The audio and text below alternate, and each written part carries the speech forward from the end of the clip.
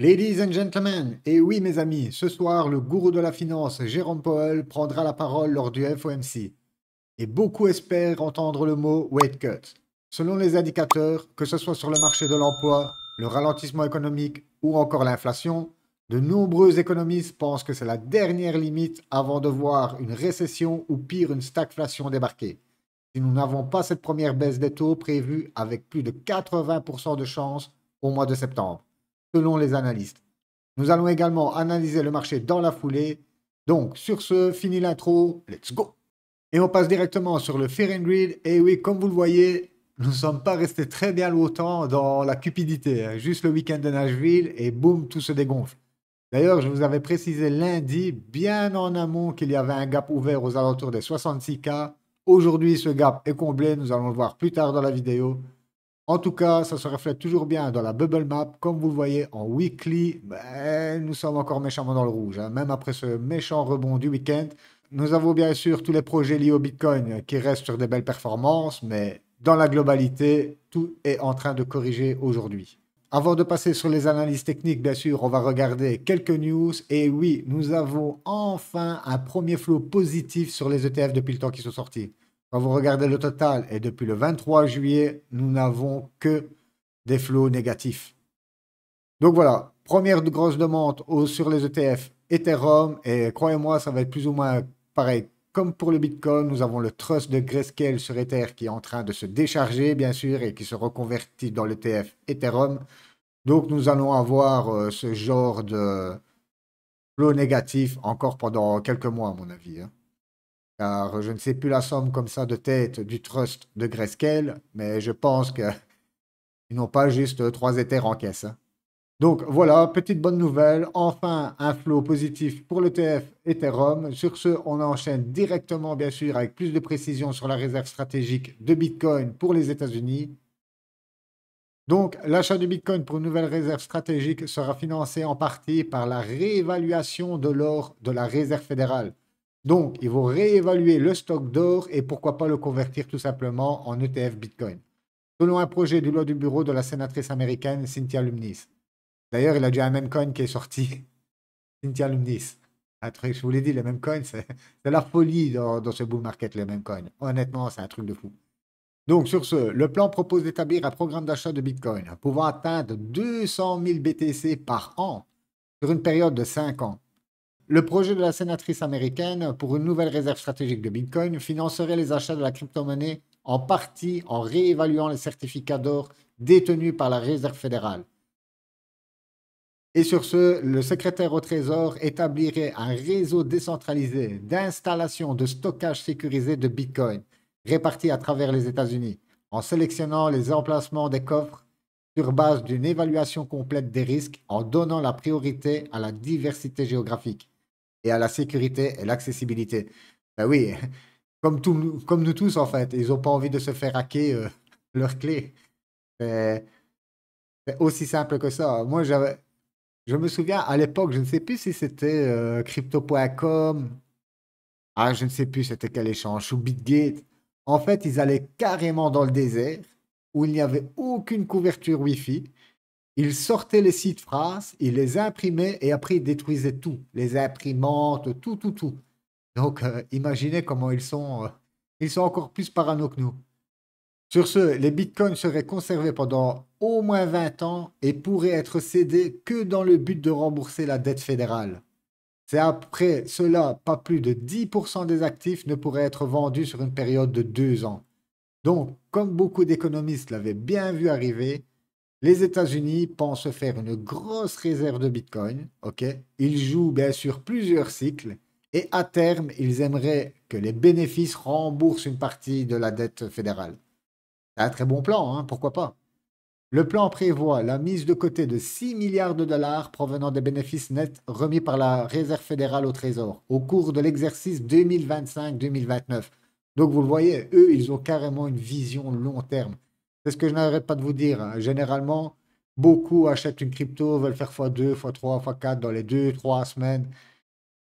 Généralement, lors d'un bull market, Croyez-moi, le day trading et tout, copy trading et tout ça, c'est le meilleur moyen de vous faire allumer votre wallet. Surtout si vous êtes débutant, que vous n'avez pas le temps à consacrer à la crypto, car croyez-moi, le day trading, tout ce qui touche au trading à court terme demande une implication monstrueuse. Sur ce, ça réduirait les fonds excédentaires des banques de réserve fédérale de 2,4 milliards de dollars contre 6, bah, pratiquement 7 milliards de dollars. Donc, vous voyez, ils s'attendent à des méchants bénéfices, hein. Donc, quand certains me disent oui, mais jusque combien valait le Bitcoin, à la fin, nous allons voir une interprétation de Michael Saylor. Lui, c'est le roi. Je me souviens, à l'époque, on se foutait de sa gueule. Beaucoup des géants se foutaient de sa gueule car avec MicroStrategy, il n'arrêtait pas de racheter du Bitcoin. Mais à l'époque, on disait que c'était un scam, un Ponzi, blanchiment d'argent. Et lui, il déterrait pas. Il continuait d'acheter, d'acheter, d'acheter. Il a acheté à tout moment, que ce soit les tops, les milieux de marché, les bas de marché. Il ne regardait même pas le prix. Dès qu'il avait la possibilité de rentrer des fonds dans le BTC, il faisait les yeux fermés. Et voilà pourquoi aujourd'hui, c'est une des plus grosses personnalités, si ce n'est la plus grosse personnalité de l'écosystème. Sur ce, on enchaîne avec l'info la plus importante. Et oui, comme je vous l'ai dit dans l'intro, ce soir à 20h30, nous avons la conférence du FOMC. Wall Street s'attend à ce que la Banque centrale américaine maintienne les taux d'intérêt entre 5,25 et 5,50 aujourd'hui. Cependant, les acteurs du marché se concentreront sur les indices qui renforcent le pari sur une baisse des taux en septembre. Et toutes ces espérances se font bien sûr dans le fait que l'inflation évolue durablement vers son niveau des 2%. À chaque fois, Jérôme Paul le rappelle à toutes les conférences, mais il n'a pas l'intention de baisser les taux avant de voir l'inflation toucher les 2%. Mais aujourd'hui, comme je vous l'ai dit dans l'intro, le marché de l'emploi commence à vaciller, nous avons un ralentissement économique. On le voit bien sûr à travers les publications des chiffres trimestriels que nous avons eu ici sur les Magnificent Seven. D'ailleurs, Nvidia s'est fait allumer. Aujourd'hui, nous avons Meta qui publie. Meta, ça fait deux, trois, honnêtement, oui, allez, on va dire deux, trois présentations de leurs chiffres qui cartonnent, hein. Donc, j'espère pour eux qu'ils vont cartonner, car honnêtement, car depuis le début de la semaine, tous ceux qui publient juste un petit peu en dessous leurs chiffres des attentes, ils se font allumer direct. On parle de -5, -10, -12% sur ces actions, c'est un truc de dingue. AMD qui reprend un peu des couleurs. Pourquoi? Parce que AMD, c'est le concurrent direct d'NVIDIA. Et à mon avis, Nvidia a pris tellement, mais tellement de hausse ces derniers temps que voilà, c'est comme pour nous, hein, le Bitcoin est en number one. Ben, une fois qu'on a pris des méchants profits sur le number one, on se dirige bien sûr vers des actions ou des cryptos moins capitalisés. Et c'est pareil dans la bourse, ils font exactement pareil. Sur ce, aucun changement n'est attendu, mais la perspective d'une baisse potentielle des taux en septembre augmente la probabilité de faiblesse sur le dollar. Et c'est ce que nous attendons tous en fait, hein, que le dollar dégonfle pour pouvoir avoir une rotation des capitaux vers les actifs risqués. Et vous savez que les cryptos, c'est l'actif le plus risqué que vous pouvez trouver.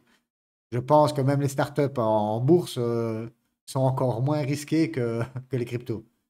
Sur ce, les arguments en faveur d'une baisse des taux en septembre sont solides. Et oui, nous avons vu à plus de 85%.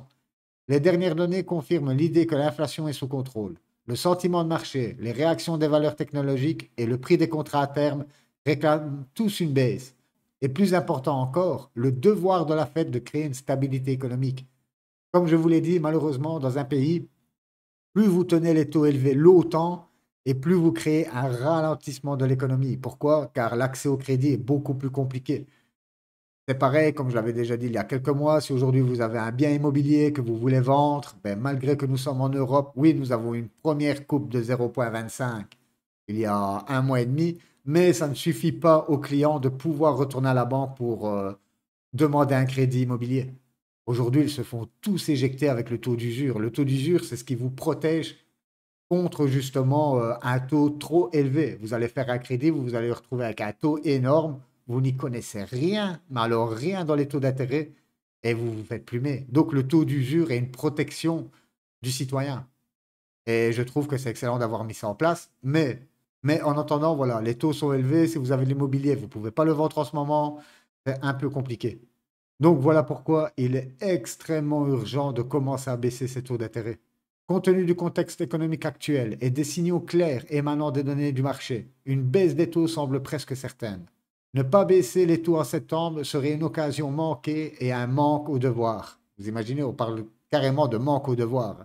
Car oui, si on commence à rentrer dans une récession, une stagflation, là, c'est le début du cauchemar.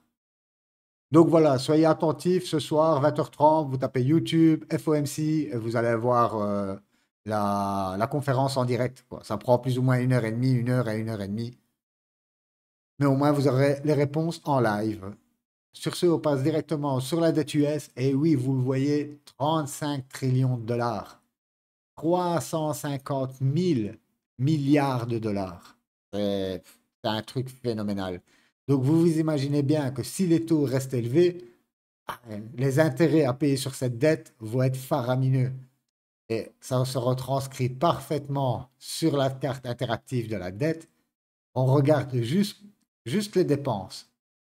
Regardez les chiffres. Regardez, en même pas quelques secondes, vous atteignez les 100 000. Vous imaginez?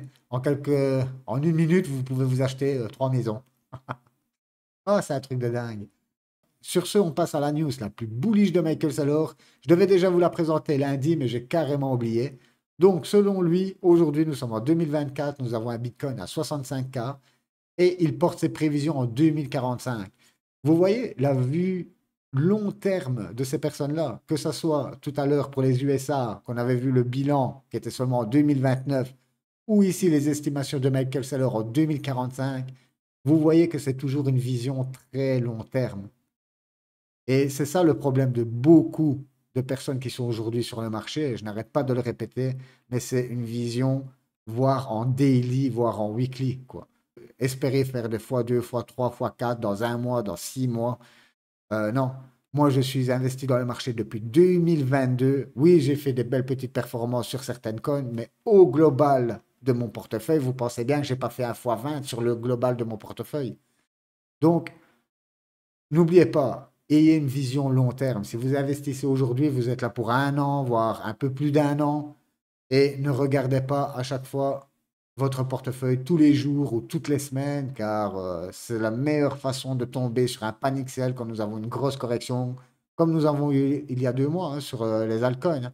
Tous les altcoins ont pris moins 70%, et beaucoup de gens ont vendu à perte à des moins 50, 60%, et voilà, c'est tout. Eux, leur bull market est fini.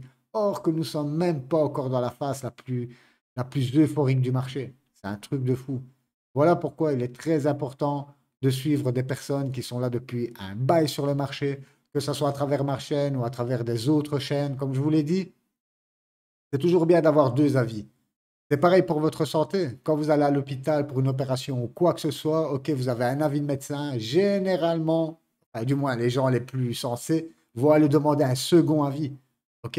Et c'est tout le temps comme ça. Vous avez besoin de plusieurs avis pour vous faire une idée claire. Et c'est exactement pareil ici. Si vous êtes débutant, ayez plusieurs youtubeurs. Et comme je vous l'ai dit, si vous entendez un son de cloche qui résonne chez chacun d'entre eux, ben voilà, ça se confirme.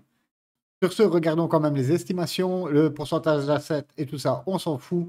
Mais pour les plus riches, en 2045, il estime un Bitcoin à 3 millions de dollars pour les plus riches. Les neutres, 13 millions de dollars et les plus bullish, 49 millions de dollars pour un BTC en 2045. En tout cas, voilà, nous avons des belles perspectives à long terme pour l'écosystème crypto, ça fait aucun doute. La blockchain est l'avenir de l'Internet, tout le monde le sait, dans sa facilité, dans sa traçabilité, c'est indéniable pour moi. En tout cas, moi, vous le savez, je suis toujours super bullish et, euh, et voilà, j'en déroge pas, c'est ma thèse que je me fais pour ce bull market et seul l'avenir nous le dira, mais en tout cas, je suis super confiant quand on pense au passé. Surtout quand on pense à l'époque, vous avez une conférence sur le Bitcoin. Dans la salle, il y avait trois pelés attendus. Aujourd'hui, vous avez une conférence sur le Bitcoin. Il y a le président des États-Unis qui vient pour en débattre. C'est un truc de dingue. C'est pareil que pour les ETF. Vous imaginez qu'il y a déjà 10 ans de cela, il y avait déjà des demandes d'ETF à l'époque. OK? Ça a toujours été refusé. Aujourd'hui, voilà, le Bitcoin entre dans la grande cour avec son ETF et pareil pour l'Ethereum. Ah oui, et je voulais aussi faire un petit point là-dessus sur les ETF Ether, car beaucoup aujourd'hui disent oui, mais Ether risque de passer à la trappe, car il y a une mise à jour qui pourrait sur Bitcoin offrir tout ce que Ethereum offre, mais sur la sécurité du Bitcoin. Honnêtement, je sais pas. Je ne vois pas de la DeFi à proprement dit sur le Bitcoin direct. Oui, aujourd'hui, nous avons des Layer 2 sur Bitcoin, mais ce ne sont pas réellement des Layer 2 sur Bitcoin. Donc, vraiment, pour pouvoir faire de la DeFi, je sais plus le code, comment il s'appelle, Cap, je sais plus quoi. Mais en tout cas, croyez-moi que les Bitcoin maximalistes sont vraiment d'avis pour laisser le Bitcoin tel quel. Voilà, c'est une réserve de valeur, c'est un moyen d'échange simple entre peer-to-peer, et c'est tout, basta. C'est ça qui a fait la force du Bitcoin aujourd'hui. Si on commence à rentrer des codes, car le code qu'on parle, en fait, existe déjà depuis la Genèse, mais Satoshi Nakamoto l'a tout simplement retiré. Il y a une raison à cela, ok? Donc, pour moi, je pense qu'aujourd'hui, réactiver ce code et pouvoir faire de la DeFi sur le BTC, on ouvre une porte aux hackers, au pire du pire, en fait. Voilà, pour moi, le Bitcoin doit rester tel quel aujourd'hui. Vous voulez des applications en DeFi, vous avez l'Ether qui est là, et honnêtement, il remplit parfaitement le job.